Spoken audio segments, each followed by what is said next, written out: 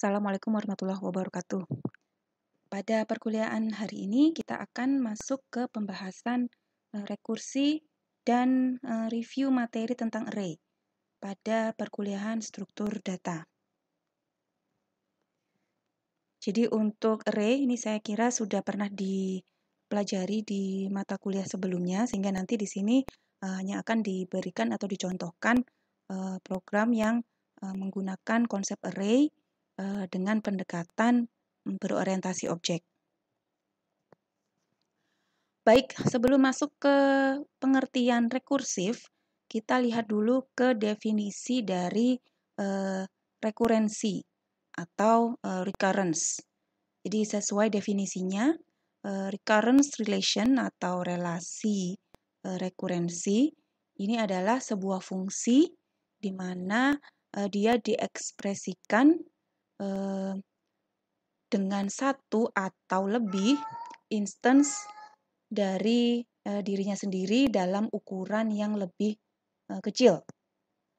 Contoh klasik dari relasi rekurensi ini adalah misalnya adalah faktorial.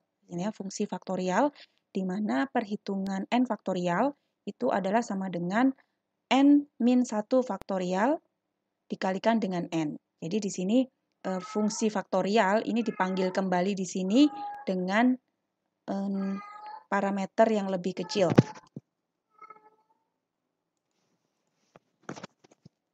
Di sini fungsi ini berlaku pada n yang lebih besar dari 1, karena kalau n-nya sama dengan atau kurang dari 1 ya, untuk nilai negatif kan tidak ada untuk faktorial.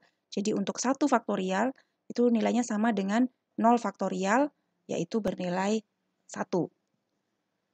Contoh yang lain adalah pada deret Fibonacci atau Fibonacci sequence, di mana dituliskan dengan rumus bilangan Fibonacci ke n itu adalah jumlah dari 2 bilangan Fibonacci sebelumnya. Jadi dia memanggil kembali gitu ya, fungsi Fibonacci dengan parameter yang lebih kecil dari n. Di sini n-1 dan juga di sini dipanggil untuk n-2. Berlaku untuk nilai n yang sama dengan atau lebih besar dari 2.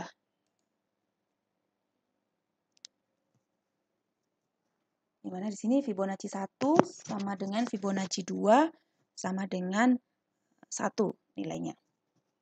Oke, jadi berdasarkan pemahaman rekurensi, maka kita bisa melihat sekarang definisi dari rekursi dan fungsi rekursif. Jadi rekursi ini kata bendanya, lalu rekursif ini adalah sifat. Jadi rekursi itu adalah proses di mana sebuah fungsi memanggil dirinya sendiri dengan ukuran permasalahan yang lebih kecil dari sebelumnya. Dengan kata lain, dia memiliki proses recurrence di dalam fungsi tersebut. Jadi fungsi yang memiliki sifat rekursi itu dikatakan fungsi yang rekursif. Nanti kita akan lihat 4 contoh fungsi. Tadi 2 sudah diperkenalkan sebelumnya ya, faktorial dan Fibonacci. Nanti kita akan juga lihat contoh lain yang juga bisa diselesaikan dengan fungsi rekursif. Oke, secara ilustrasi, jadi rekursi itu adalah ibaratnya dia satu fungsi yang besar, tetapi di dalamnya itu terdiri dari fungsi yang sama, namun dengan ukuran yang lebih kecil ya. Bisa kita lihat di sini satu segitiga besar, tetapi di dalamnya terdiri dari beberapa segitiga lain yang ukurannya lebih kecil. Kurang lebih ilustrasinya seperti itu. Oke, apa perbedaan antara fungsi rekursif dengan fungsi yang biasa? Jika fungsi biasa itu dipanggil oleh fungsi yang lain, contohnya di sini adalah katakanlah saya punya 4 fungsi ya, kita punya program dengan 4 fungsi yang dipanggil pertama kali dari bagian utama itu misalkan adalah fungsi A, kemudian separuh misalkan di perjalanan ketika sedang mengeksekusi fungsi A, kemudian ada pemanggilan ke fungsi B, maka eksekusi dari fungsi A akan terhenti sementara dan akan dilanjutkan dengan mengeksekusi fungsi B. Jadi konsep pemanggilan fungsi selalu seperti itu ya. Ketika ada pemanggilan di tengah, dia akan pause dulu menyelesaikannya, lalu akan mengerjakan fungsi yang baru yang diberikan. Begitu juga misalkan setelah sedang mengeksekusi B, di tengah jalan ada pemanggilan ke fungsi C, maka dia akan pause lalu lanjut ke fungsi C. Dari fungsi C, di tengah jalan ada pemanggilan ke fungsi D, dia juga akan pause dan menyelesaikan atau memanggil mengerjakan fungsi D.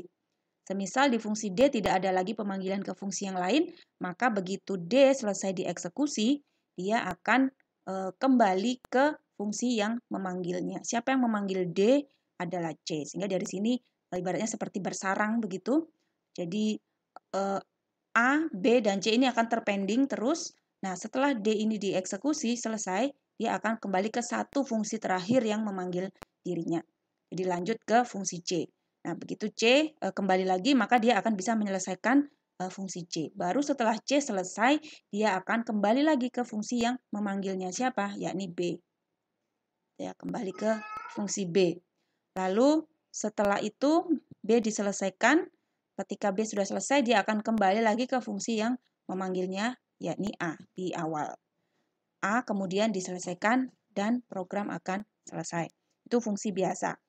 Nah, sedangkan fungsi yang rekursif, keseluruhan fungsi yang memanggil ini tadi itu adalah ya fungsi itu sendiri. Gitu ya. Jadi A di tengah jalan ada pemanggilan lagi fungsi A tetapi dengan parameter yang berbeda. Maka asumsinya ya dia akan pause dulu di situ. Dia lanjut dengan parameter yang baru untuk fungsi A dan dia mengulangi lagi dari awal. Jadi bisa dikatakan ini seperti looping juga. Jadi fungsi rekursif biasanya akan dimanfaatkan juga untuk alternatif menggantikan looping ya, yang biasanya iteratif gitu. Dan terus ya, selama masih ada pemanggilan ke fungsi tersebut, maka dia akan selalu pause dan mengeksekusi lagi dari awal untuk fungsi yang sama tadi. Begitu selesai terakhir, pada parameter yang terkecil, misalkan setelah itu selesai, dia akan kembali lagi satu per satu ke satu fungsi sebelum fungsi itu terakhir tadi dipanggil gitu ya. Selesaikan lagi, kembali lagi ke satu fungsi sebelumnya, selesaikan dan kembali lagi ke fungsi sebelumnya. Oke, jadi fungsi rekursif itu setara dengan proses looping atau iterasi. Maka dari itu, kita juga bisa menuliskan versi rekursif pada beberapa fungsi lain yang mungkin kita bisa membuatnya dalam versi yang non-rekursif atau iterasi, ya, iteratif. Di contoh kita nanti akan lihat faktorial dan juga perkalian. Nah, kapan rekursif itu menjadi pilihan yang lebih baik daripada iterasi? Ada beberapa permasalahan yang kita akan lebih baik menggunakan rekursif pendekatannya daripada iterasi. Atau juga kadang sebaliknya ya, jadi tidak selalu fungsi rekursif itu memberikan hasil yang lebih baik atau lebih cepat begitu daripada iterasi. Jadi pada beberapa contoh permasalahan lain, misalkan Fibonacci, rekursif itu kurang baik ya, kurang lebih tidak efisien daripada pendekatan iterasi.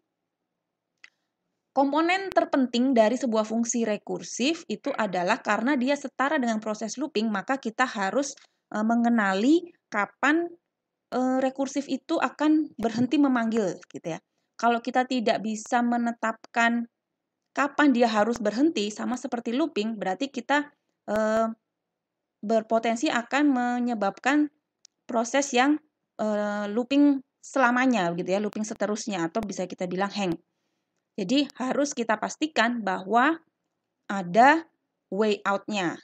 Jadi ada suatu base condition ya, kondisi dasar ketika sebuah nilai itu tercapai, maka kita tidak perlu lagi memanggil fungsi tersebut gitu. Tidak perlu lanjut lagi menyelesaikan fungsi tersebut karena kita sudah mencapai basisnya. Nah, kita harus menetapkan basis ini ya. Jika ya sesuatu itu sama dengan ini, maka ya itulah nilai berhentinya gitu. Nah, contoh di sini satu fungsi rekursif sederhana ya yang mencetak tulisan never end gitu ya. Jadi fungsi sederhana endless, dia mencetak tulisan never end, kemudian di dalam fungsi endless dia juga memanggil fungsi itu sendiri. Lalu return 0. Nah, silakan mungkin bisa Anda coba ya, fungsi endless ini Anda panggil dengan main tentunya ya, tidak bisa langsung ini dijalankan karena belum ada mainnya. Anda cek apakah ada output yang dihasilkan dari fungsi ini. Nah, kalau kita bandingkan dengan syarat dari sebuah fungsi rekursif, itu adalah dia harus memiliki komponen way out atau kapan dia harus berhenti. Nah, di manakah pada fungsi ini titik berhenti itu tadi? Ya, jawabannya tidak ada ya. Tapi silakan Anda coba jalankan kalau mau ya. Ini dipanggil saja di fungsi, Anda akan mendapatkan tulisan never end yang betul-betul never end gitu ya. Tidak akan berhenti dicetak. Mungkin sampai memori Anda full, baru dia akan berhenti karena out of memory begitu. Tetapi selama itu tidak terjadi, ya akan terus menampilkan tulisan tersebut. Jadi ini satu contoh fungsi rekursif yang keliru karena tidak memiliki kondisi hentinya. Oke, sekarang kita coba lihat ke permasalahan pertama yang bisa diselesaikan dengan fungsi rekursif. Ini adalah faktorial. Secara algoritma, kita tahu tadi di awal ya, bahwa n faktorial itu adalah 1 jika n-nya sama dengan 0 atau n-nya sama dengan 1, boleh ya, Anda bisa menetapkan basisnya di sini. Apakah mau mengecek n-nya 0 atau 1. Nah, untuk n yang lebih besar dari 0 atau n yang lebih besar dari 1, maka n faktorial itu adalah n dikali dengan n-1 faktorial. Contoh di sini 4 faktorial adalah karena dia lebih besar dari 0, maka bisa kita hitung nilai 4 faktorial adalah 4 dikali 3 faktorial, sesuai rumusnya ini tadi ya. Lalu ini berapa nilainya? Ya kita teruskan karena kita belum mendapatkan nilai basisnya. Maka sekarang kita hitung adalah 3 faktorial. 3 faktorial ini adalah 3 dikalikan 2 faktorial. Dan seterusnya, 2 faktorial adalah 2 kali 1 faktorial. Kalau mau diturunkan lagi, sebetulnya bisa kita pangkas di sini saja ya, tidak perlu turun sampai 0. Dengan catatan Anda mengganti syarat if-nya di sini. 1 faktorial adalah 1 dikali 0 faktorial, dan baru kita dapatkan basisnya 0 faktorial adalah 1. Nah, terus bagaimana kita bisa dapat nilai 4 faktorial? Nanti dia akan ada proses kembalinya tadi. Secara implisit ya, tidak eksplisit terlihat langsung di sini, tetapi dengan ketika dia memecah menjadi yang lebih kecil lagi, dan ketika dia sudah mencapai nilai paling rendah dari pemanggilan fungsi tadi, maka dia secara otomatis akan kembali lagi ke atas. Ini dia akan menemukan angka 12 harusnya di sini. 24 ya untuk 4 faktorial. Source code-nya bagaimana? Ini fungsi sederhana untuk faktorial. Ya, saya punya fungsi dengan menerima parameter n. Lalu ini kita modifikasi sedikit ya untuk titik hentinya. Jika n-nya sama dengan 1, return 1. Ini adalah base function-nya. Selain dari 1 atau jika dia lebih besar dari 1, maka dia akan lanjut mengerjakan baris berikutnya. Ketika dia sudah 1, maka dia pasti tidak akan lanjut ke sini. Jadi ini program yang safe begitu, karena ketika dia sudah mencapai 1, dia akan return kembali. Kembali ke siapa? Ya kembali ke yang memanggil dia tadi sebelumnya siapa. Sama seperti konsep pemanggilan fungsi rekursif. X, ini misalkan saya simpan ke variabel, X sama dengan n-1. Lalu di sini saya lakukan lagi pemanggilan fungsi faktorial, ya, namanya sama, tetapi dengan parameter X sekarang, di mana X ini adalah n-1. Ya, ini cara lebih jelasnya. Jadi Anda boleh langsung menuliskan faktorial n-1, boleh langsung, tidak perlu disimpan dulu di X. Ini hanya untuk lebih menjelaskan bahwa fungsi faktorial dipanggil kembali ya dengan memberikan parameter yang nilainya lebih kecil dari parameter sebelumnya. Lalu yang terakhir adalah return n kali y gitu ya. N ini adalah ya berapa nilai n saat fungsi ini dipanggil tadi, kemudian dikalikan dengan nilai y. Oke, ini saya coba tunjukkan contoh fungsi faktorialnya. Oke, saya menggunakan dev C++ ya, terserah nanti Anda menggunakan editor yang mana. Ini adalah run-nya, sebentar. Compile, oke. Oke, tidak ada error. Kemudian saya run. Oke, betul ya, 120. Oke, di sini jadi ini fungsi yang sama dengan yang tertulis di slide tadi. N-nya sama dengan 1, return 1. Jika tidak, maka dia akan lanjut ke baris 8. X sama dengan n-1. Lalu hasil dari faktorial X saya simpan di variabel Y. Dan return-nya adalah N dikalikan dengan Y. Setelah itu di main, saya cukup panggil fungsi faktorial 5. Misalkan saya ingin menghitung faktorial 5. Maka output-nya adalah 120.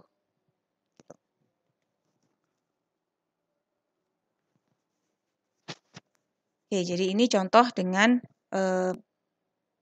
fungsi rekursif. Kalau Anda bisa melakukan tracing, jadi di sini bisa dirunut tadi ya perhitungannya untuk faktorial 5, itu berarti sama dengan memanggil faktorial 5 dikali faktorial 4. Kemudian faktorial 4 dihitung dengan mengalikan 4 dengan faktorial 3 dan seterusnya. Saya rasa untuk tracingnya sudah cukup jelas ya. Oke, permasalahan kedua adalah perkalian. Mungkin di sini ibaratnya seperti permasalahan yang sudah sederhana, tetapi mengapa harus dibuat rumit? Ya, kelihatannya begitu. Tetapi kalau kita lihat esensi yang mau disampaikan di sini adalah bahwa perkalian itu sebetulnya kan adalah beberapa deret dari penjumlahan gitu ya. Jadi 3 kali 2 berarti sama dengan 3 ditambah 3. 3-nya 2 kali kan begitu. 3 ditambah 3. Karena di komputer sendiri itu kan sebetulnya tidak mengenal perkalian. Dia akan menjalankan perkalian itu dengan menggunakan penjumlahan. Secara algoritma, fungsi perkalian bisa dituliskan seperti ini ya.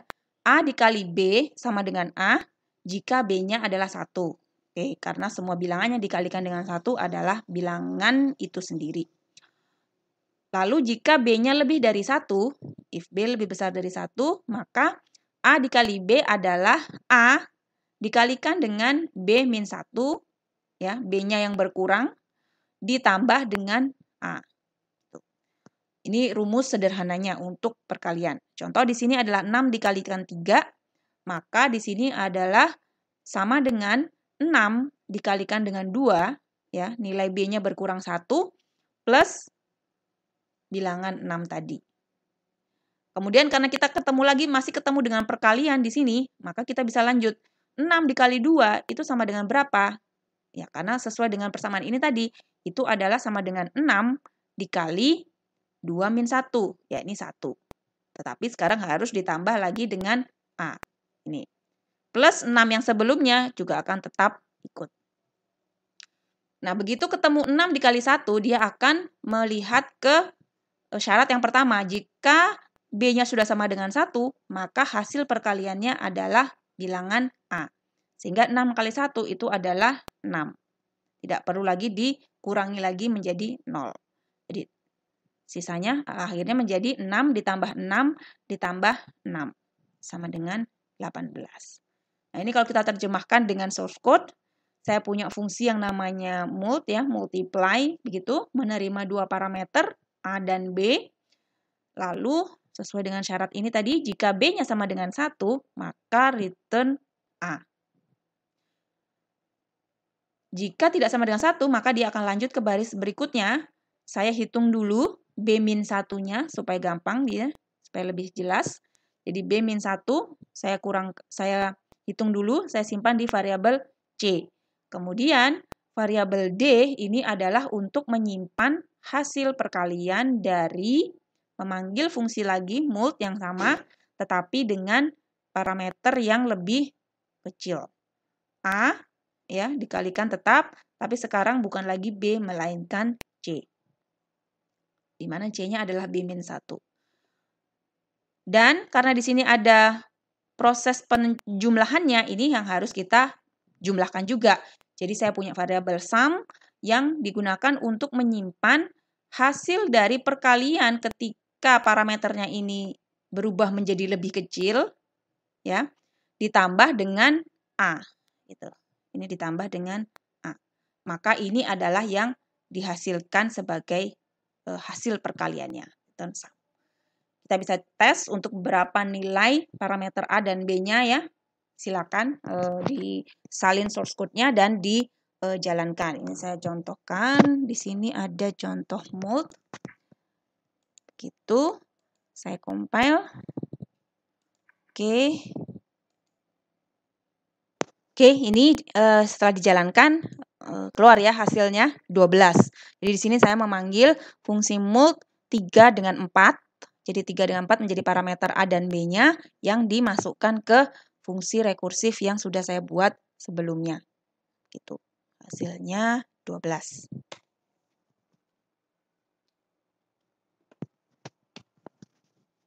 Untuk tracing rekursif tadi, silakan ya, saya kira Anda sudah mahir ya untuk melakukan tracing. Tracing ini adalah menelusuri jalannya program, ya, mulai dari bagian main, ikuti dia memanggil ke fungsi mana saja, berarti Anda ibaratnya di sini melakukan penelusuran atau tracing. Oke, contoh ketiga adalah Fibonacci. Deret Fibonacci dapat ditunjukkan seperti rumus berikut ya. Fibonacci ke 0 itu adalah 0, Fibonacci ke 1 itu adalah 1, lalu khusus untuk yang n lebih besar sama dengan 2, maka nilai Fibonacci-nya adalah Fibonacci ke n-1 ditambah dengan Fibonacci ke n-2. Jadi kita bisa hitung untuk Fibonacci 2 itu adalah F0 tambah F1, 1. Lalu Fibonacci 3, berarti F1 ditambah F2, hasilnya 2. Fibonacci 4, F2 tambah F3, dan seterusnya. Berarti untuk menghitung katakanlah Fibonacci 100, maka kita akan perlu merunut turun sampai dengan menghasilkan fungsi basisnya di sini ya, sampai dengan menghasilkan Fibonacci 0 dan 1. Jadi 100 itu sama dengan Fibonacci 99 ditambah 98. Fibonacci 99 adalah 98 ditambah 97 dan seterusnya. Oke, ini tadi algoritmanya ya. Fibonacci ke n adalah Fibonacci ke n-2 ditambah n-1. Ini contohnya untuk Fibonacci 4, dia adalah 3 ditambah 2 ya, Fibonacci 3 plus Fibonacci 2. 3 itu adalah Fibo 2 ditambah Fibo 1 untuk yang 3 plus ini Fibonacci 2 masih ada di sini. Lalu Fibonacci 2 di sini turun lagi jadi 1 dan 0. Ya, untuk Fibonacci 2.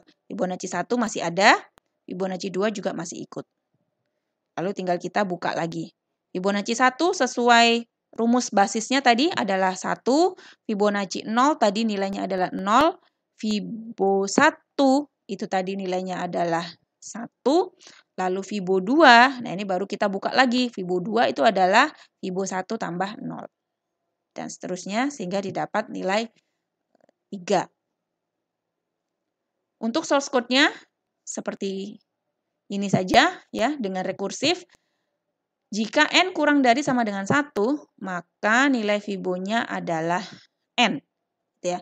Karena Fibo 0 adalah 0, 1 adalah 1. Jadi sama dengan nilai n-nya.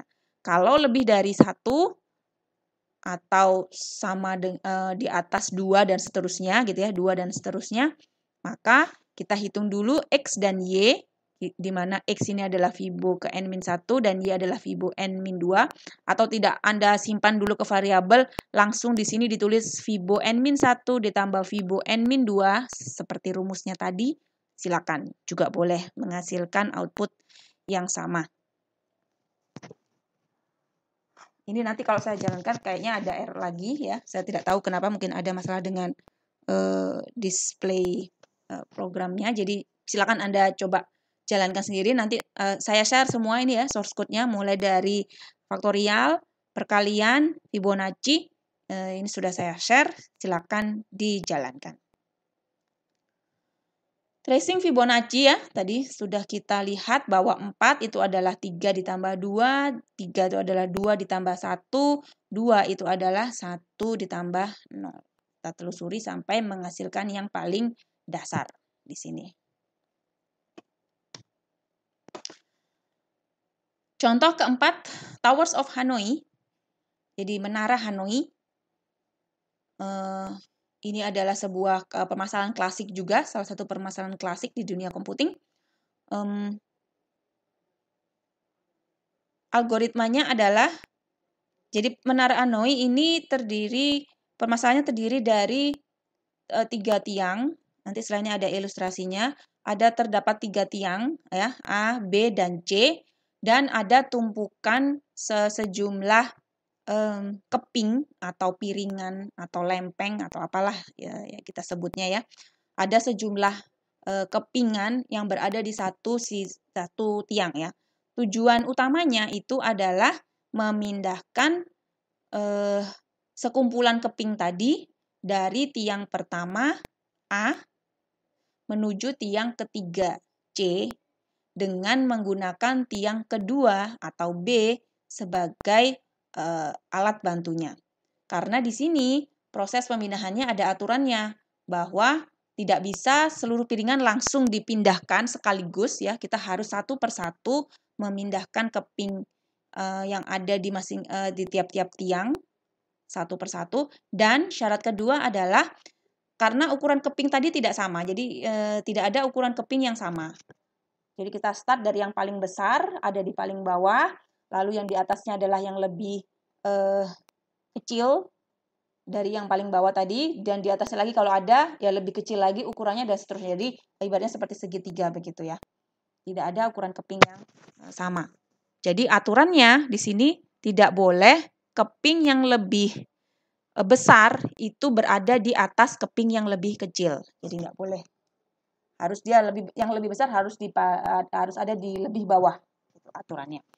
Jadi ketika kita memindahkan tadi piringan satu persatu, ya harus mengikuti dua aturan utama tadi ya. Harus dipindahkan satu-satu dan tidak boleh ada keping yang lebih besar ditumpuk di atas keping yang lebih kecil. Ini contoh ilustrasinya ya, dengan 3 keping. Kita pindahkan dari tiang pertama ke tiang ketiga dengan menggunakan, ini di sini tiangnya invisible ya.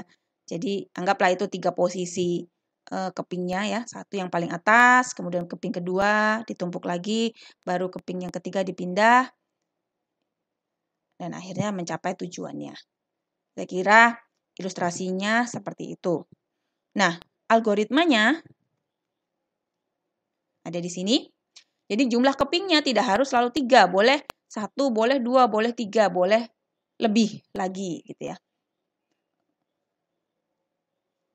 Secara algoritma, jika n-nya 1, jika hanya ada 1 keping, ya berarti kan cuma butuh 1 langkah untuk memindahkan keping tadi dari tiang pertama A ke tiang ketiga C. Dan stop, selesai. Karena hanya ada 1 keping, cukup 1 kali perpindahan. Yang ingin diketahui dari Towers of Hanoi ini adalah jika ada sejumlah n keping, maka berapa langkah yang harus dilakukan untuk memindahkan seluruh n keping tadi. Yang ingin diketahui adalah total jumlah langkahnya. Nah, di sini algoritmanya seperti itu ya. Kalau N-nya lebih dari 1, maka ini pendekatan rekursifnya. Pindahkan N-1 disk teratas, gitu ya. Move the top N-1 disks dari tiang A ke tiang B. Jadi kita pindahkan ke tiang kedua. Karena apa tadi? Kita tujuannya adalah mendapatkan lempeng yang atau keping yang paling besar yang ada di bawah. Untuk bisa mengakses ke keping yang terbesar yang ada di paling bawah, kan N-1 di atasnya harus kita pindahkan dulu. Jadi cara berpikirnya berurutan begitu ya. Saya perlu mengakses keping yang paling bawah karena saya itu harus dipindahkan dulu ke tiang tujuan, baru nanti keping di atasnya boleh naik ditumpuk di setelah keping terbesar tadi. Sehingga supaya itu terbuka, maka permasalahannya menjadi saya kecilkan lagi. N-1 keping itu harus pindah dulu, harus keluar dari tiang A. Misal saya letakkan di tiang B, karena saya tidak bisa taruh di C, karena tiang tujuannya adalah C. Yang mau saya taruh di C itu adalah yang keping terbesar. Sehingga N-1 tadi saya letakkan dulu di tiang tengah, baru setelah itu langkah ketiga, move the remaining disk, keping yang paling besar tadi, itu dari A ke C. Gitu ya. Nah, setelah keping terbesar pindah, maka sisa permasalahan berikutnya adalah N-1 keping tadi yang ada di tiang kedua, itu kan juga harus ikut pindah.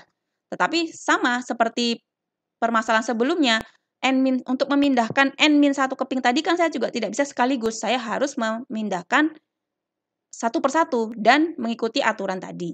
Sehingga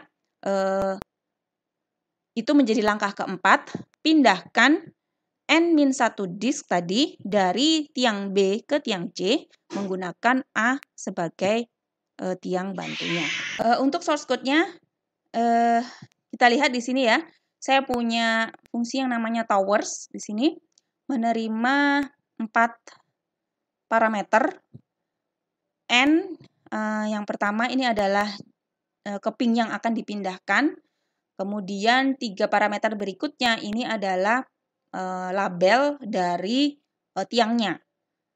From ya, tiang asal, to tiang tujuan, aux tiang bantuan gitu ya.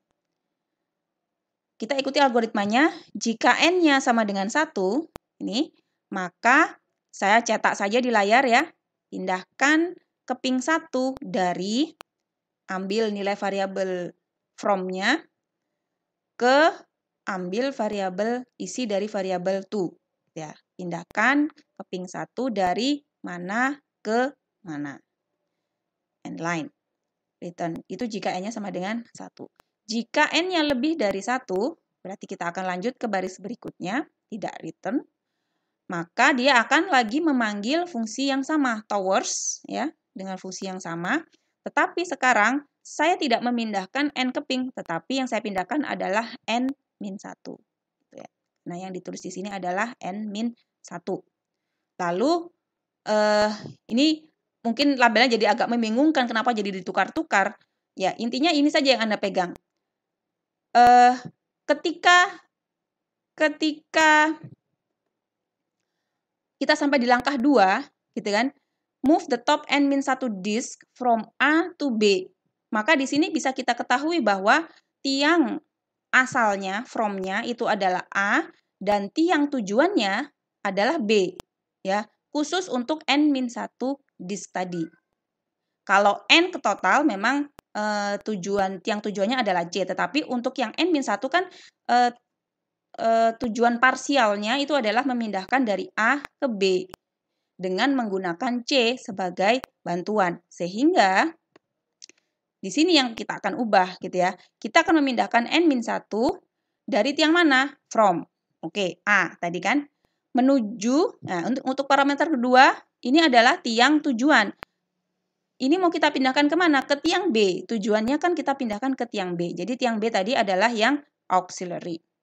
Dengan menggunakan tiang mana sebagai bantuan? Tiang C. To-nya. Sehingga ini posisinya jadi tukar gitu ya, bertukar tempat.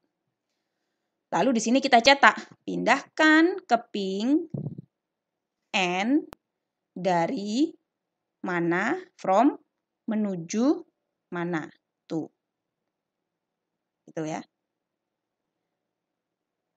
Lalu setelah itu untuk langkah yang keempat ini adalah move the N-1 disk. Nah, sama lagi ini akan berubah lagi parameternya.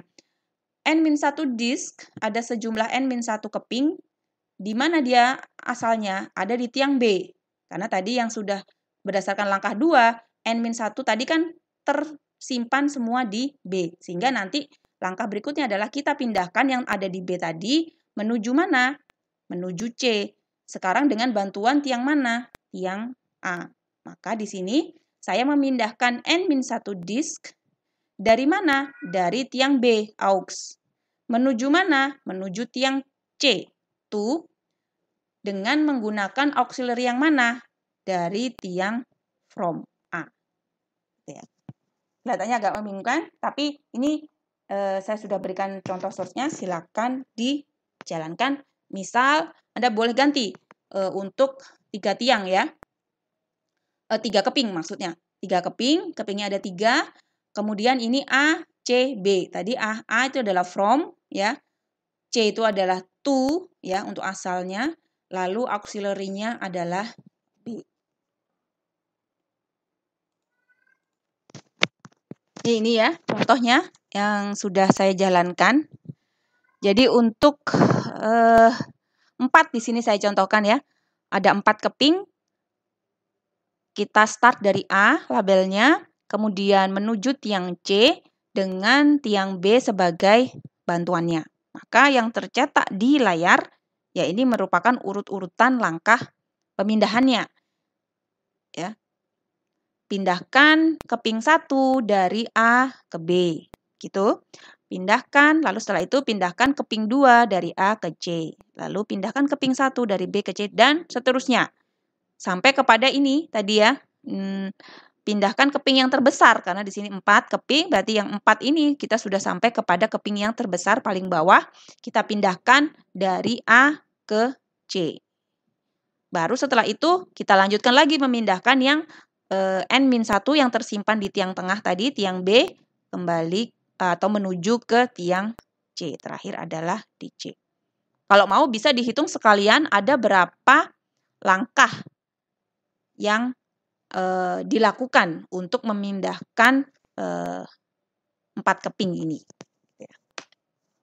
Ini tugas untuk tracing saja. Saya rasa ini sudah tidak perlu dikerjakan. Tadi sudah. Oke, berikutnya sedikit review tentang array. Jadi karena nanti pembahasan seterusnya kita akan banyak menggunakan array. Jadi di sini konsepnya array adalah objek yang berisi sekumpulan objek.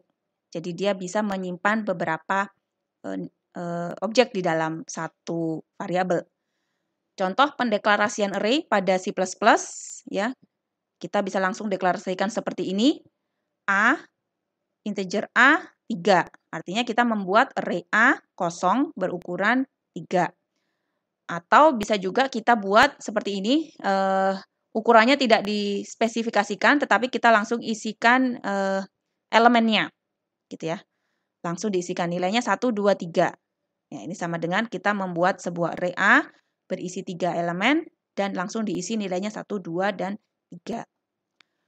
Atau boleh kita spesifikasikan juga ukurannya 6, gitu. Kita berarti merintahkan untuk membuat array A dengan ukuran 6, kemudian kita isikan 1, 2, dan 3 ke dalam array tersebut.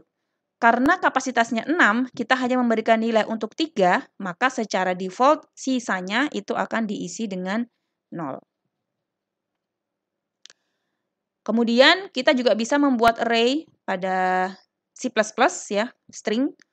String st, misalkan nama variabelnya isinya 4, ukurannya 4, maka untuk masing-masing elemennya bisa kita isi dengan sebuah string, gitu ya.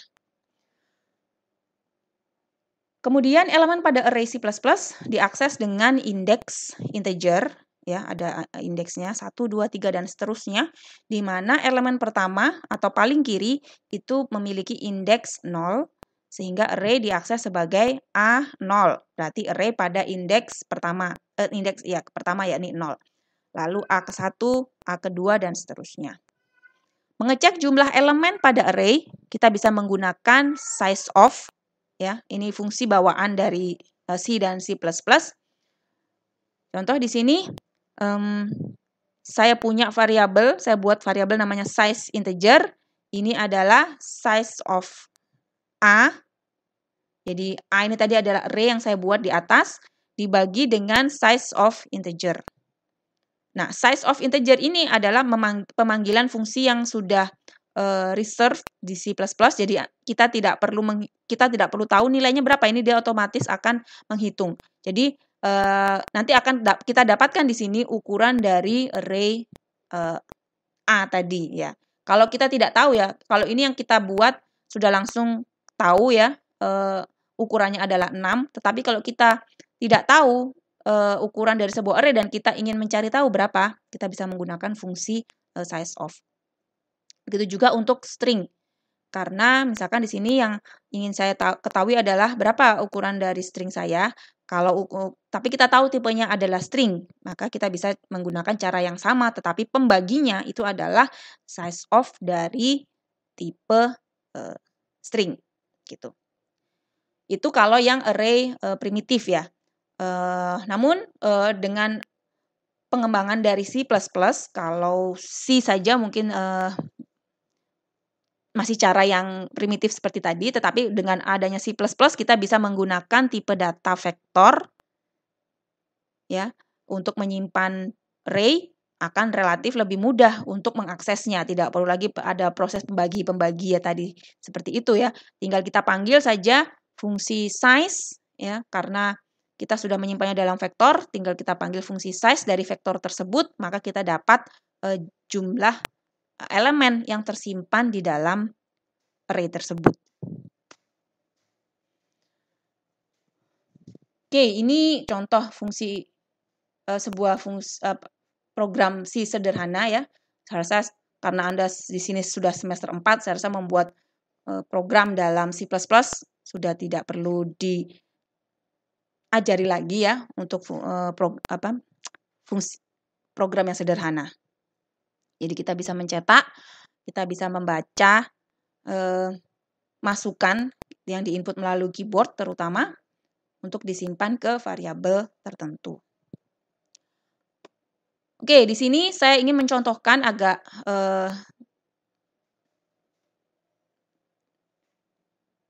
kombinasi di sini antara struktur data array dengan konsep OOP, Object Oriented Programming ya.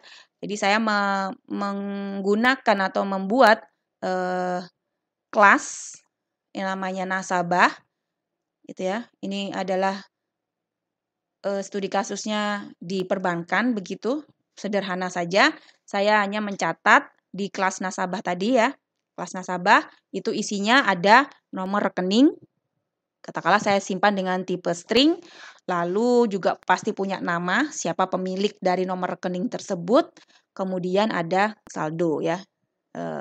Simple saja untuk variabelnya. Nah, nanti di dalam kelas nasabah itu saya bisa punya beberapa fungsi yang bisa dipanggil terhadap kelas nasabah tadi. Jadi masih ingat dengan konsep ADT yang ada di pertemuan pertama. Jadi ADT itu adalah di sini nasabah itu fungsi adalah bentuk dari ADT. Jadi sebuah bungkusan gitu ya. Kalau kita buka lapisannya isinya nasabah itu apa? Ada nomor rekening, nama dan saldo. Lalu masing-masing fungsi di sini itu adalah ibaratnya interface atau cara kita berkomunikasi dengan kelas nasabah tadi. Ya. Interface-nya. Jadi saya bisa memanggil atau meminta untuk mendapatkan nomor rekening dari nasabah dengan pemanggilan fungsi getNomRec, gitu ya. Isinya apa? Ya mengembalikan saja isi dari variabel norec tadi. Lalu saya juga bisa meminta data untuk nama nasabah. saya menggunakan interface fungsi get nama. Saya akan dapat variabel nama, isi dari variabel namanya. Lalu get saldo, maka saya akan dapat nilai dari variabel saldo. Lalu ini dua fungsi tambahan ya, kredit dan debit. Kredit ini berarti menambahkan sejumlah nilai ke dalam saldo, sebaliknya debit ini berarti mengurangi saldo dengan sejumlah nilai tadi. Yang ini namanya konstruktor ya, kalau Anda belajar di PBO, ini adalah fungsi untuk menginisialisasi kelas. Jadi saya ibaratnya mau buat baru, itu saya isikan dulu. Setelah saya create baru, apa saja yang perlu saya isikan ya, karena tadi punya 3 atribut, maka saya isikan nomor rekeningnya, saya isikan namanya dan saldonya. Gitu. Masing-masing tadi langsung mengisi ke variabel yang berkaitan.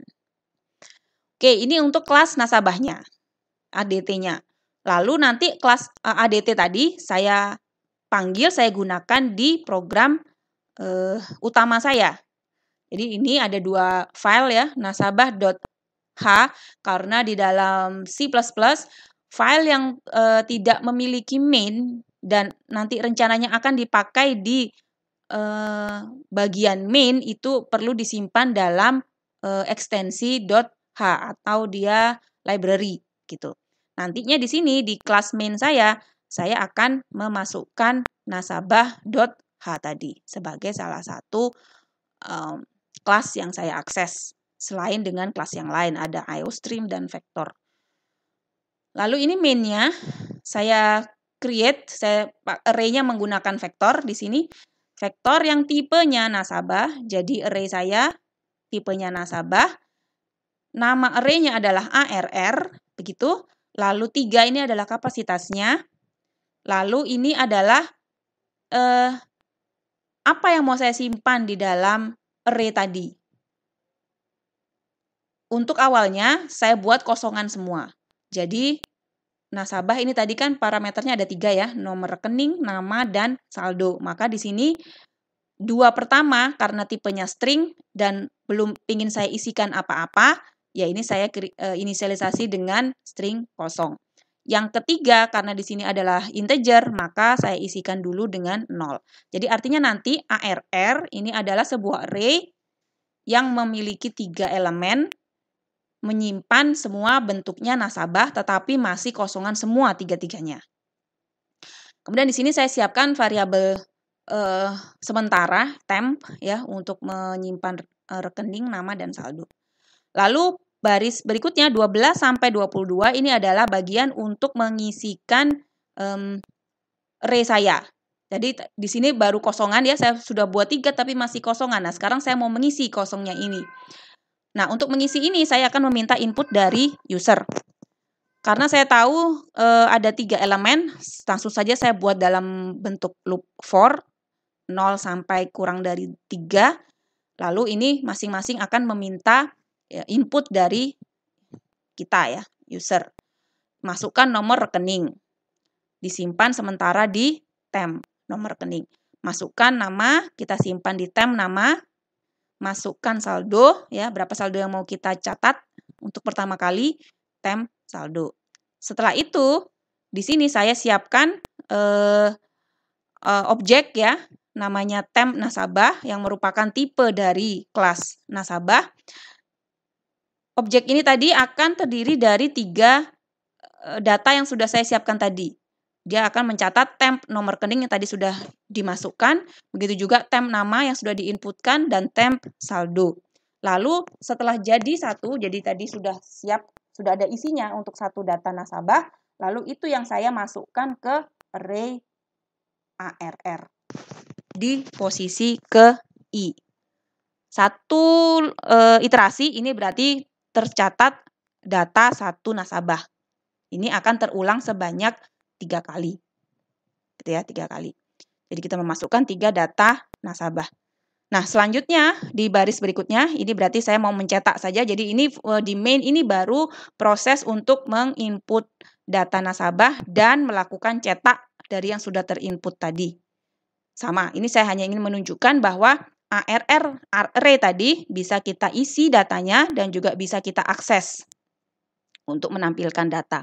Jadi untuk I sama dengan 0. Nah, di sini kita tidak perlu lagi 3. Ya, boleh kita langsung arr.size. Ya, pokoknya sejumlah ukurannya array saya. Kalau kadang kita juga tidak tahu ya persisnya berapa ukuran array yang kita operasikan. Nah, untuk tahu ukurannya tinggal panggil metode atau fungsi size. Kemudian saya sekali lagi di sini membuat sebuah objek sementara ya dari tipe yang sama nasabah. Gunanya adalah untuk mengakses satu elemen dari arr saya, array saya pada posisi ke I.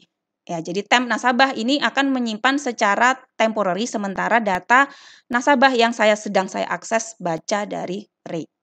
Lalu di sini saya cetak nomor rekeningnya berapa dari nasabah tersebut, namanya siapa, saldonya berapa. Nah, untuk mengakses data tadi, temp nasabah tadi saya akses dengan fungsi getNoRec di sini tadi.